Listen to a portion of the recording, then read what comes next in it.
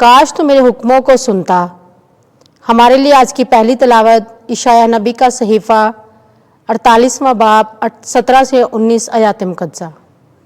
خداوند تیرا فدیہ دینے والا، اسرائیل کا قدوس یوں فرماتا ہے، میں ہی خداوند تیرا خدا ہوں جو تجھے فائدہ مند باتیں سکھاتا ہوں اور اس راہ کی تجھے ہدایت کرتا ہوں جس میں تجھے چلنا ہے۔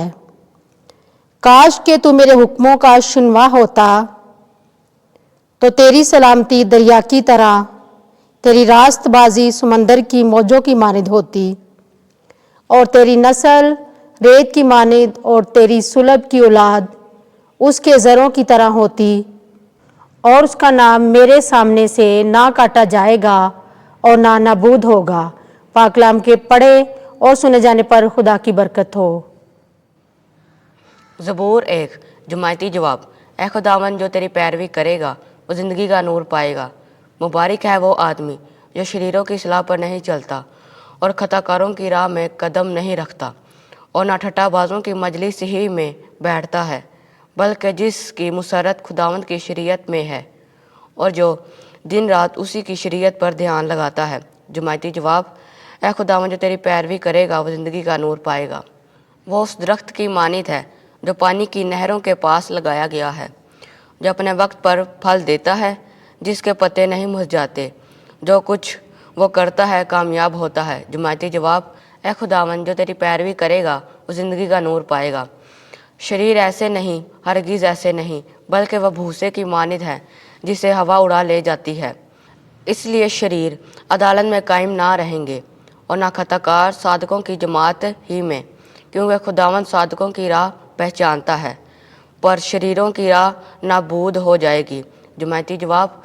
اے خداوند، جو تیری پیروی کرے گا وہ زندگی کا نور پائے گا۔ خداوند آپ کے ساتھ ہو۔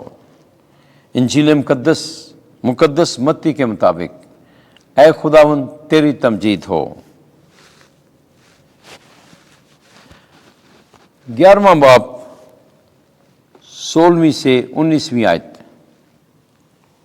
وہ نہ تو یوحنا کی سنتے ہیں اور نہ ابن انسان کی۔ اس وقت یسوع نے ہجوم سے کہا، میں اس زمانے کے لوگوں کو کس سے تشبیہ دوں؟ وہ ان بچوں کی مانند ہیں جو بازاروں میں بیٹھے ہوئے اپنے ساتھیوں کو پکار کر کہتے ہیں کہ ہم نے تمہارے لیے بانسری بجائی پر تم نہ ناچے، ہم نے نالا کیا پر تم نے چھاتی نہ پیٹی۔ کیونکہ یوحنا نہ کھاتا آیا نہ پیتا اور لوگ کہتے ہیں کہ اس میں بدروح ہے۔